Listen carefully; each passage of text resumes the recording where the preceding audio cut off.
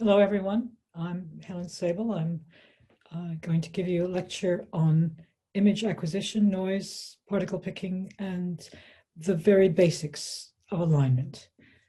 So let's get started with signal and noise. So first of all, you all know that signal to noise is an issue in cryo-EM. So what is noise? So the main way we think about this is that radiation damage is our limit for exposure, and that means the electron dose for high resolution analysis has to stay below something like 10 to 30 electrons per angstrom squared on the structure. And when you have a low electron dose like that, you get fluctuations in the number of electrons arriving on the detector, and that's called counting noise or stochastic noise.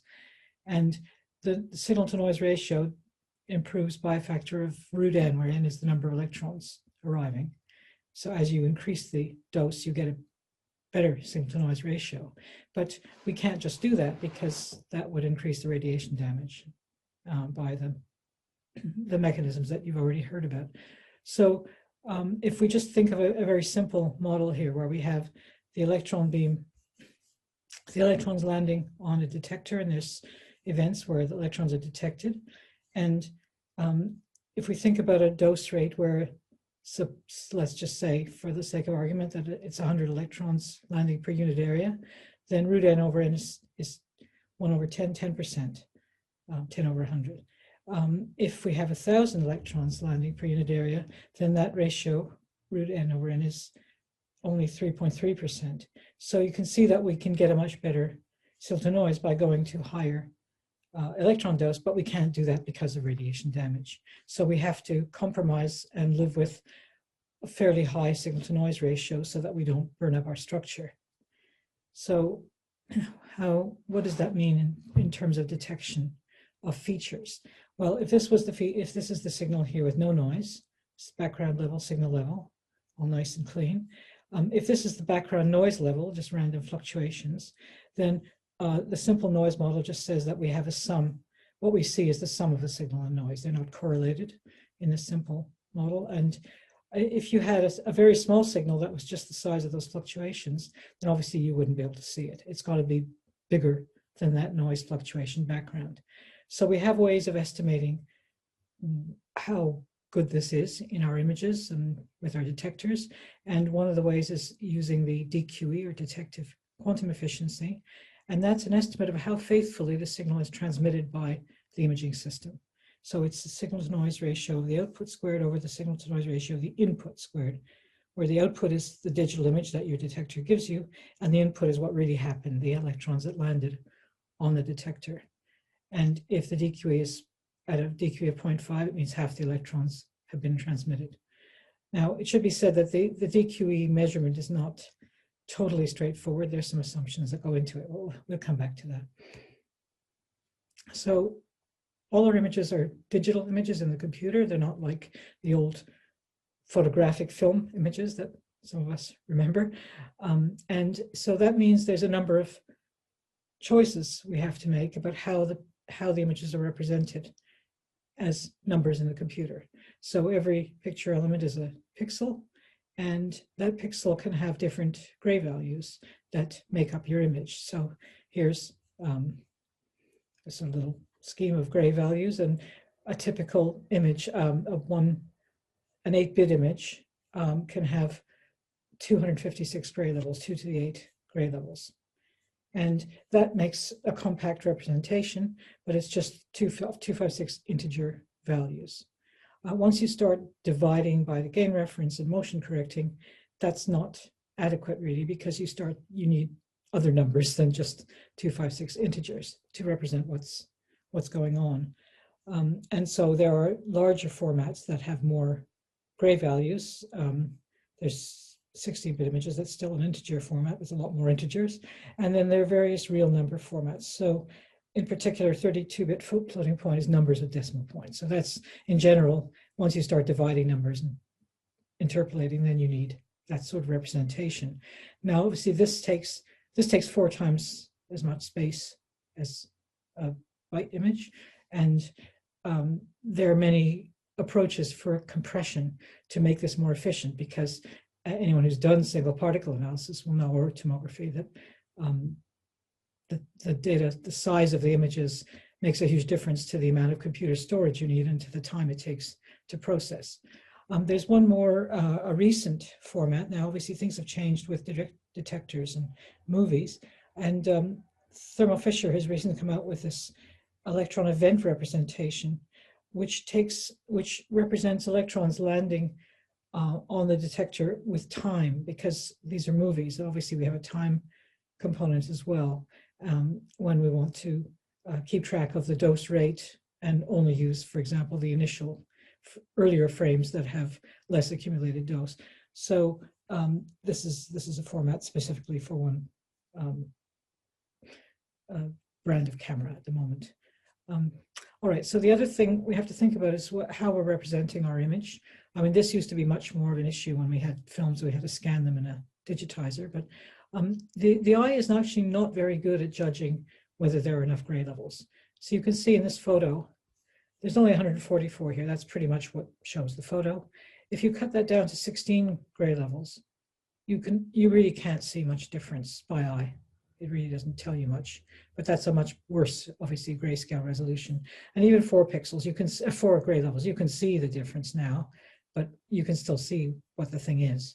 And even with 2 gray levels, you know, the eye can kind of recognize what the object is in the picture. So the eye is not a good judge of whether there's a good grayscale resolution. The other thing that we can judge, though, and is very important, is the sampling of the digital image. So that's the size of the pixel on the sample. So if you want to detect, if you want a good picture of this, a creature like this, and you want to see the spots, you've got to have enough sampling to see that there's a spot, there's another spot, and there's a boundary between them. So you need at least 2 pixels per spot to be able to say, oh, there's a pattern of spots there. And as you go coarser and coarser in sampling, obviously you lose detail. And so you have to decide, when you're recording data, what magnification you need. You have some detector which has some physical pixel size in microns, and you have some magnification, and you have to work out what the pixel size in angstroms or nanometers on your sample is going to be. And that has to be, there's a clear criterion for that. That's called the Nyquist limit, which was proposed by this Swedish physicist. And if we think about images being represented by a series of sums of series of sinusoidal waves, as in the Fourier series, then the highest frequency wave term defines how the highest resolution component in your image. And in a digital image, those wave components are sampled by pixels, by discrete pixels. And this frequency, where there's 2 samples per repeat of the sine wave, is called the Nyquist frequency. And that's the absolute minimum that you need, minimum sampling you need, the least coarse sampling that you need to actually see that there's a sine wave that's going up here and down there. If you sample more coarsely, undersample, then you're going to miss some of these waves, and you won't be able to see that frequency component, and you'll lose. If that's the giraffe spots, you won't see the giraffe spots anymore. So in practice, in theory then, if you want a 3 angstrom reconstruction, your sampling has to be at least 1.5 angstrom per pixel, if not a smaller number. But in practice, you really want to sample at about 1/3 of the required resolution, say 1 angstrom to get a 3 angstrom map, because the calculations aren't perfect. There's interpolation, and that always introduces some approximations and errors. So you want to sample it. The rule of thumb is that you want to sample at about 1/3 the required resolution. You don't want to sample at 100th the required resolution, because you'll just take forever to do your calculations, and it won't help you. All right, let's come back to noise. So here's some old images, a model image of a chaperonin 2 micron defocus. And here it's what that model image looks like when you have a signal to noise of 4:1, 2:1, 1:1. And you can see that by the time you get to 1:1, you really can barely tell there's a particle there. And if you can't see it, generally the computer doesn't see it very well either. It's pretty hard. So it's not going to work well. And things go wrong when you have very, very noisy images. Nothing works very well. So what can we do about it? Well, we have two good ways of reducing the noise in our data. One is in real space, and that's just to erase all the stuff that's not the particle we want. So here's a particle in a box, and here's its Fourier transform, its diffraction pattern, and there's a little bit of stuff in the middle of the pattern which is related to that structure, and there's a big cloud of stuff generally, and there's a lot of background there. If we have a soft edge mask, and it has to be soft edge, not introduce sharp cutoff ripples, and we isolate just the particle, and then we look at the transform, we can see the structural features, the diffraction from the structure, much, much more clearly, because now we've got a much better signal to noise. All this zero background is just flat now. It's not contributing anything, and we have a much greater enhancement of the signal we're looking for. Another improvement that this does is that if you have a crowded, often you have other particles around the selected particle, and they're going to contribute to the signal. And again, if you mask, you get rid of the unwanted particle in that particular box, and again, you get to a better signal to noise. So that's real space masking is very important to improve the signal to noise, and anything we can do, because we have noisy images, anything we can do to isolate the signal we want is very important and must be done. So the other tool we have, and this is another major tool, is to reduce the frequency ranges of noise that contain information that's not relevant to our structure. So very low frequencies, if we look at this plot of a filter in reciprocal space, very low frequencies are to do with slow gradients in the background, say variations in ice thickness, uneven illumination, and we can get rid of any of the spacings that are larger than the maximum dimension of the particle, because we know they'll be irrelevant to our particle structure. And at the very high end, well, at some point it's just higher frequency noise and it's beyond the resolution we can use, and so we can get rid of the very high frequency noise. And so we use some kind of central band of frequencies which are relevant to our structure. And again, this is very helpful in improving the signal to noise of the actual data that we're going to try and align. So our chance of detecting and cross-correlating, getting good cross-correlations for alignment are much better once we do these things. And this is just some old data just to show what it looks like. There's a raw image, and here it is filtered. This is the effective filtration. So here, low-pass filtering makes the contrast much better because it smooths out all those little ripples and all those little noise elements in the background. And the more you filter, obviously the more blurry the structure gets, but the more contrast it gets. And this is what's going on the transform. We're getting rid of really most of the signal, most of the transform in these filtering steps. And for a micrograph, low-pass filtering is, again, you can imagine particle picking programs are going to find it easier to find things with more contrast. And they also like even backgrounds. So the high pass gives you a more even background so that they're not fooled by darker and lighter areas in the data.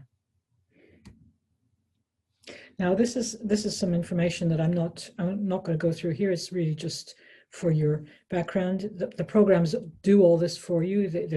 You're working with transforms that have their own pixels, and the scale of those pixels is not that intuitively understandable, and so you need to know the box size and the sampling size, and then you can work out what number of transform pixels corresponds to the radius of the filter that you want to, the features that you want to filter out. As I said, nowadays the programs, you just give them their number in angstroms and it does it for you. But if you want to know what's going on behind it, here, this slide tells you that. All right, so what do we do? What is our main way of getting better structural information aside from this masking and filtering? Well, this is now, once we get to a single particle data set, obviously you all know that we use large numbers of images now, large numbers of particles, and this is the basic reason why. I mean, you also need different orientations, which that's a later topic, but we need to average many copies because the signal should be the same. If they're all the same particle, the signal should be the same in all of these messy images, but the noise should be random and should have, once we average more and more copies of that, the signal should come out strongly and the noise should smooth out and you get a flatter background. So that's one of our main tools is averaging, and that's why single particle analysis works so well and tomography is harder, because you don't have that, at least in basic tomography, you don't have that averaging possibility. So the first time this was really demonstrated to the sort of structural biology world, as far as I know, is when at least that the idea that you could get a protein structure from electron microscope images was when Anderson and Unwin did their bacteriodopsin crystal, 2D crystals reconstruction. So they had images which you just couldn't see anything. They just looked like noise. They were blank, basically, just fluctuations. But if you calculated the Fourier transform of those images, they did contain big two-dimensional crystals, and those crystals give very sharp little diffraction spots, which are inside these circles here. I don't know if you can see them, but they're inside the circles. And then there's other scattering from the background. And if you filter out just those diffraction peaks, erase everything except the diffraction peaks, and then back transform, you get this amazing map. This is the projection map, the first published projection map of bacteriodopsin. It's a trimer. You have 7 alpha helices, 3 are seen end-on, so they're very strong. There's some tilted ones. And this came out of that image, and that was a really astonishing demonstration at the time. And they also diffract, the crystals are quite big, so they diffract electrons, and you can see the spots there. So that's a very extreme example of how filtering can give you the average of something that was too weak to see individually when you have a crystal. Now, of course, nowadays, the emphasis has gone to really much more to single particle methods, but the ideas are the same, that you have to extract your signal and average lots of copies of it. Just for, as this my silly counter example, this was one of the very first images from, I don't know, NASA or something, of the surface of Mars, I don't know when, and a long time ago. And at that time, the equipment and everything was much cruder, and there were these stripy artifacts. And if you took the diffraction pattern of the signal, you saw lots of diffraction spots from those stripy artifacts. So in this case, if you filtered out just the diffraction spots, you get the stripes. But what you want is the picture of Mars. So in this case, you do the absolute converse. You can erase the diffraction spot and just keep all the other stuff. And then you get your supposedly nice image of Mars. I know it looks horrible because it's some old photocopy, but it's just to say it's like weeds and flowers. You know, you've got to decide what your signal of interest is, and then you process accordingly. All right, so let's move on to normalization. That's something you may have heard about. The pre-processing steps always involve normalization. So that's the numbers that represent each particle. So if you have an image that's normalized differently, you have a set of images and they're normalized differently, they'll look brighter and darker and more or less contrasty, like this one. And it's important to get everything on the same scale because we're doing comparisons. So for an individual image, you know, if you put it on the screen, it's going to look fine because the screen display program will scale it to look sensible. But if you have a set of images and you're comparing them all to a given reference, and some have very high values and some have low values, they're going to, the high values will give you higher cross correlations, and they'll look like they're the best match, even though they won't necessarily be, and that'll mess up your alignment. So, and your calculations. And in addition, if you have a very high average value, that gives a huge peak at the origin of the Fourier transform, and that also gives a large central peak, which isn't to do with the structural information. So really what you need to do is normalize all the images and references so that they're all on the same scale and they all have a mean value of 0. And then they're all properly comparable. And this is what it looks like. If this is a set of raw images before normalization, some are dark, some are light. And then when you normalize them, you set them all to the same mean and the same standard deviation, mean of 0 and the same standard deviation. So now they're all really comparable, and when you do the cross correlation to the reference, they'll give you the correct relative results, or one hopes closer to the correct relative results. All right, so let's move on to electron detectors. This has obviously been the big news. Oh, this thing seems to be in the way here. I don't know if I can move it.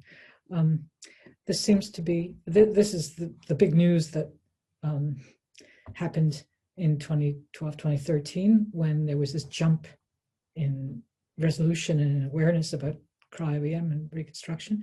And that's because it had really, the whole field, I mean, there were many other improvements in microscopes and methods and computing and so on, but one of the big sort of limitations was, for a long time, we had to use photographic film in the old days, and that was horrendous. It had okay resolution, but it was very, very slow, and yeah, not very, very, very, very difficult to work with and inconvenient. And when CCD detectors came out, these are like the chips that you have in your phone and camera. They're really good for visible light images. They're great for cameras and stuff, but for electrons, they're not very good. They're convenient, but they're not very good because they respond to visible light. So you have to convert the electrons first to visible light with a phosphor and then transfer it to the CCD sensor. And in that transfer, there's a lot of losses. The pixel, the converted photons spread out all over the place, and so they land on lots of pixels, not just one pixel on the detector. And the old ones were, CCD cameras in particular, were very slow. They had to read out sort of row by row. And this is a movie from, can I do this? Yes, a movie from the DE website where all the, the thing fills up and then it has to read out row by row. So that's really quite a slow readout. And so you had, if you're 1 second or several second exposures, that was it. You had to just wait until you could read out enough of the data to record your image. CMOS detectors are faster, give you a faster readout, but anything that involves this electron to light conversion degrades the quality of the signal quite a lot. So the big revolution was that the direct electron detectors, and that's where you have electron to electron conversion. So the electrons land directly on the detector, which is going to give you the electronic signal of reporting where the electrons landed. And they're made to be very thin so that there's not much chance for the signal to spread out, so they stay close to the original site where they landed. And they use CMOS detection with a lot more, you can see there's a lot more electronics on these so that they read out a lot faster. They're much more sophisticated, obviously, electronically. It's a much more modern thing. And you can see the readout is constantly going on. There's lots of channels for reading out, and they react right away. And the big limitations in this that had to be overcome were that they were sensitive to electron beam damage, so they had to be made radiation hard. And all this electronics had to be made fast enough and fit into these tiny chips. And they had to be made thin enough so that the signal didn't spread out too much. So those problems were all solved a bit less than a decade ago, and the result was quite stunning. That everything got much better in terms of resolution and efficiency of the whole business. And the big, I'll come back to movies in a minute. So how do we measure? Just want to come back to how we measure these the optical performance. So in optical microscopy, there's something called the modulation transfer function, and that's equivalent to the CTF in cryo-EM, where you plot how much contrast you see against spatial frequency. So it's again a reciprocal space measure, and if you have a very good objective, it gives you a higher contrast for longer as you go out into higher frequencies, higher resolutions. And if you have a not very good objective, it falls down quicker. And what it looks like in optics, if you have a grating, then you see better contrast from your grating with a better objective. And if you have a worse objective or a smaller grating, then you see worse contrast. And eventually you don't see it beyond the resolution limit, you just don't see that rating frequency. And the real space representation of that is the point spread function. So we think of it in terms of the contrast transfer function, which is the same kind of plot. Now, for detectors, the companies publish this DQE curve that I mentioned, signal to noise of the output squared over signal to noise of the input squared.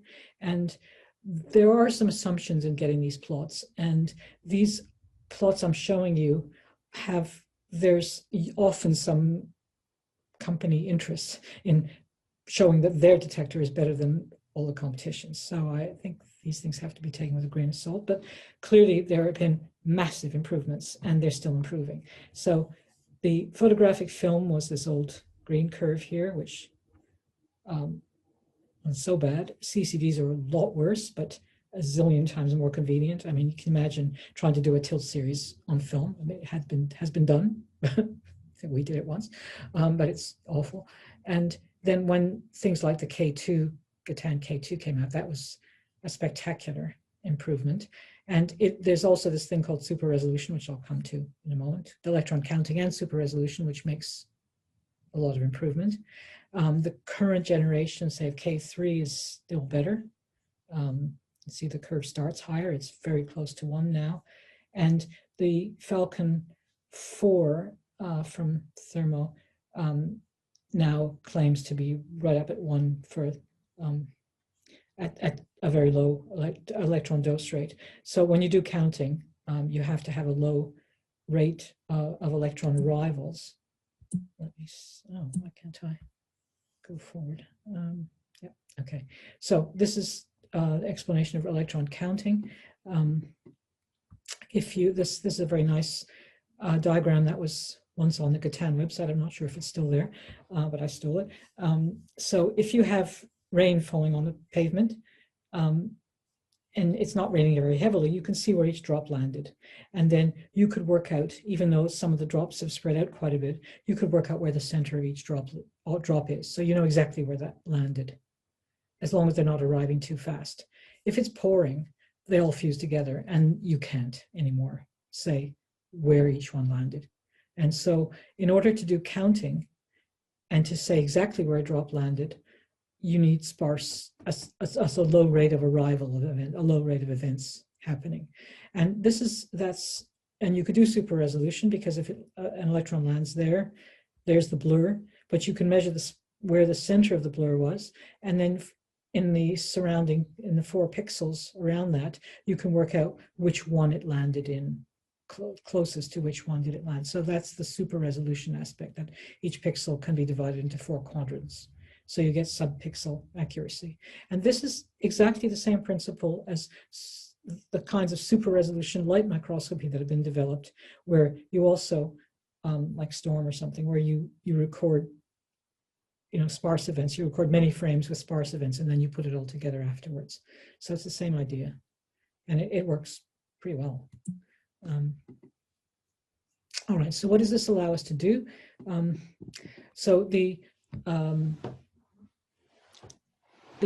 thing that was, people didn't realize until it all happened, was when you have these fast detectors, you can take movies instead of just single images. Instead of accumulating the slow image on a CCD, now you can record the image as a series of frames, very short time frames, and then you can group the frames to get a series of subframes and then there's enough signal in them, because these detectors are so much better. There's enough signal in them to actually say, detect how much one might have shifted relative to the next. And so here you see when the electron beam hits the sample, everything moves a bit, and then when you do motion correction, you can put them all right back in the right place, and that's fantastic. This was one of the early ones. This is one I think Dan Clare did of TMV, and so if you look at the tone rings, the direction it moved is the information is all lost. And in the old days, that was lost forever, and all those images or films went in the dustbin. And then, nowadays, with these movies, you can restore it all, and there's the same data all beautifully restored in the image. You might be able to see the little stripes of the TMV are there. So that made a huge, huge difference. And obviously, that's what we do now. And that led to the resolution revolution, which a lot's been written about. And then, you know, there's lots of little steps you can do to improve things with CTF correction in a whole frame or locally, and local drift correction and so on, all those sorts of things. And that gets you closer to atomic resolution. And then nowadays, late last year, 3 papers came out showing true atomic resolution by Cryo-EM. And here's some examples from the one from the Scherer's group, from Holger Stark and from Hua Chu, and some pictures from some of those, couple of those papers, showing what it looks like when you really resolve the atoms at different levels of threshold to plot what you see. So that really, all of these techniques have really made this gigantic advance in what's possible by Cryo-EM.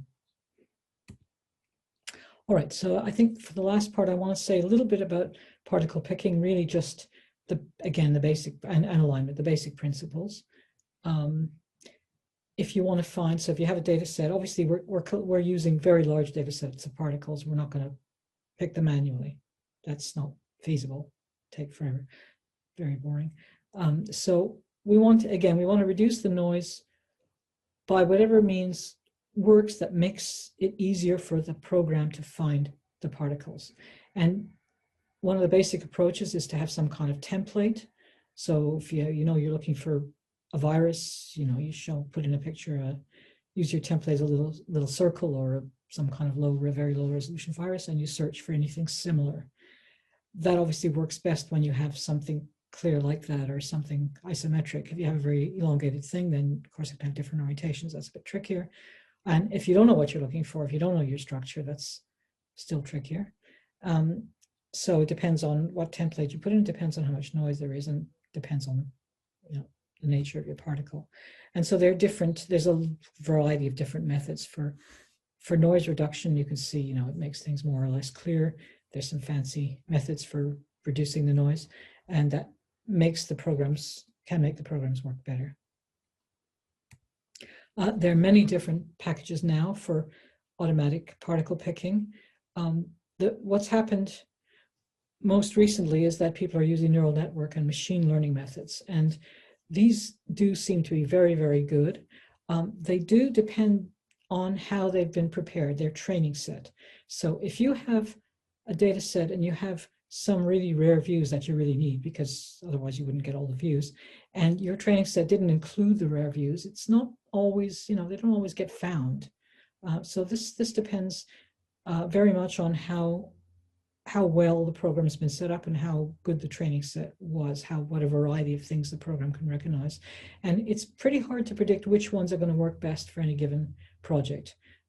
Different samples, different images seem to work better with one or the other of these. They're all good, and they just seem to have different strengths. So it's hard to predict. And of course, with a neural network or machine learning method, we don't really know what the program is recognizing. It's not, it finds some way of doing it, and it gets rewarded for doing the right thing, but we don't know how it does it. So, and obviously you've heard about the protein fold prediction ones, where that really is, the machine learning has been very, very successful. But again, there's no physical principle of recognition that you can deduce from what they're doing. All right, so this is a practical thing I just wanted to say, mention, and that because people ask about this, what box size? So that you shouldn't use too small a box size. People tend to ask, well, why does the box have to be 2 or 3 times the size, the maximum dimension of the particle? Well, there's some basic reasons for that. So first of all, here, if it's when you defocus, that the CTF spreads information. That's a sort of ideal projection. And then this is a defocused projection, a few microns defocused. And you can see that information is actually spreading outwards from the particle onto other areas of the image. And there's some weaker, you can't see all the weak things that are going out, but there's stuff going quite far from the particle. And if you cut that out in a really tight box, you're going to lose that information, and it won't be there to CTF correct. CTF correction would put it back in the right place, but you have to keep it in the first place. So you mustn't chop too near the particle, because you will lose the information. You will lose structural information that you can't then restore. So that's the first thing. The second thing is, so you have to use enough pixels. That's the sampling. That's the Nyquist frequency. That's what I mentioned earlier. So that's not the box size so much as how many pixels are in sampling the particle.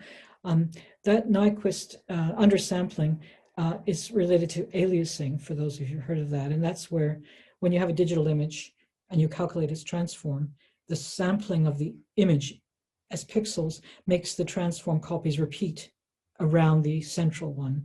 And if the sampling is not good enough, is too coarse, then the other copies of the transform sort of intrude into the image and mess up the data. So that's just another way of thinking about it. But it's basically just that if you want to see a feature, you have to have a sample point, 2 sample points to show where it is and where it ends, basically. All right, so that's some of the basics about the size of the box around the particle. There's another point, a more technical point, about the background area around the particle. Obviously, you don't want tons of noise around the particle, but if you have a masked particle, it makes a difference how much zero background there is. Because if you have, this is the box, and that's the masked particle, there's the transform. And if you double the size of that box, you don't change anything else. The particle is exactly the same. You just added double the background of 0 pixels around it. What happens? You see that the transform is actually twice as big. And that means that there are twice as many pixels, or 4 times as many pixels, sampling those features in the transform as there were here. So when you're doing cross-correlation and alignment, you want to find out exactly where correlations land. This actually is going to give you more accurate data. So many of the programs they do what's called padding. They add a frame temporarily around for steps where this matters, where you want to see more finely sampled transforms. They actually add the padding and then they take it away again. So different programs handle this differently. But that's another reason for having a larger box. All right, on the other hand, you don't want too big a box because you're going to waste time and make it ridiculous. You're going to have, if you sample it more than 3 times the resolution limit, or a box size of bigger than 2 or 3 times the maximum dimension, you're going to have massive images, massive storage, and very, very slow processing, and for no good reason. So there's an optimal box size. The other thing is the dimensions. Some of you may probably know that there's the fast Fourier transform algorithm is faster when you have particular box sizes.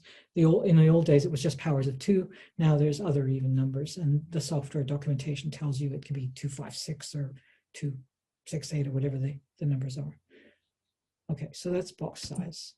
All right, the last thing, I think the last topic is the very basics of alignment. So this is really the basic principles, not anything much practical. So supposing we have projections of our object here. It's a little small heat shock protein with 3-2 symmetry. There's the end view, the projection of down the threefold. And supposing we want to align image 2 to image 1, we calculate their cross correlation. That picture there is their cross correlation. It's got a central blob, which gives you the vector from that peak to the origin is the shift that you need to move image 2 so that it matches exactly image 1. And you can see there's some other faint features around in the cross correlation, which we'll come back to in a moment. Now that's translational correlation. We also need to think about rotational correlation. And in the computer, it's easiest to represent everything as a rectilinear grid of pixels. And so rotation is a trickier thing to handle. We want to use polar coordinates where we plot radius against angle. So we actually unwrap circles and make them into these rectangular plots. So those are polar coordinates. Same data, just represented as polar coordinates. And then we want to use that for rotational alignments. So here's 2 images of different rotations. This is the polar coordinate representation of those 2 images. And you can see that rotating an image relative to another image, just in polar coordinates, it's just a shift. So it's that shift to bring the two interregister rotationally, and that's the plot of the rotational correlation, and there are 3 peaks because there's symmetry. So that's very basically what translational rotational correlation are. Now I want to say something about autocorrelation, which sounds, on the face of it, it sounds like a pointless thing to do. So that means correlating an image with itself. So what's the good of that? So this is the correlation of that image with itself. If you shift it, that's the same, because the image is still correlating with itself. So the shift between the image and itself is still 0. So that's still centered at the origin. But what if we do rotational correlation? Now, this correlation has these 6 blobs arising from the threefold symmetry. And if the image rotates, the autocorrelation rotates. And so we can say something about rotational alignment even if we don't know the position of the images. So in general, when we're aligning particles, they have shifts and rotations. And we could at least detect the shift, but the rotation we don't know about. So we can first fix the rotation, for example, and then we have an easier translational alignment problem. So, and the transform, the diffraction pattern introduces this extra twofold symmetry. So 3 becomes 6. And I'll just remind you of that, that if the object has an odd symmetry, the diffraction pattern will have that doubled, so that threefold becomes 6-fold on the amplitudes or intensities of the diffraction pattern. But if you can calculate the phases, if you know the phases, and here they are represented in false colors, then the phases will have the real symmetry. So that's 3-fold rather than 6-fold, just as a reminder. So just a remark for people with a background in crystallography, the autocorrelation is the Patterson function. So when you record an X-ray crystal pattern of a crystal data of a protein, you get lots of spots, and to start with, you don't know the phases. And what you can do is just back transform the diffraction, and that gives you what's called the Patterson function. It's a set of interatomic vectors. Each atom you can consider as a small point of density, like stars in the sky, and every pair of atoms has an interatomic vector. One's here, one's there. So you get a collection of interatomic vectors, and that doesn't contain phase information, so it doesn't depend on the position of the crystal as long as the beam hit the crystal, which is the reason why it doesn't matter if this, you can tolerate a bit more vibration or instability in a diffraction experiment than you can in an imaging experiment, where you really have to have everything absolutely still to get the right information. But or your motion correct. But for small molecules, that's enough information. You can probably figure out the structure from those interatomic vectors. But proteins, there are too many peaks, and you can't do it. That's too hard. Oops. So coming back to alignment, this is a very, very basic general scheme for alignment, and there's this ancient German reference for anyone who really wants to go into it and can read German.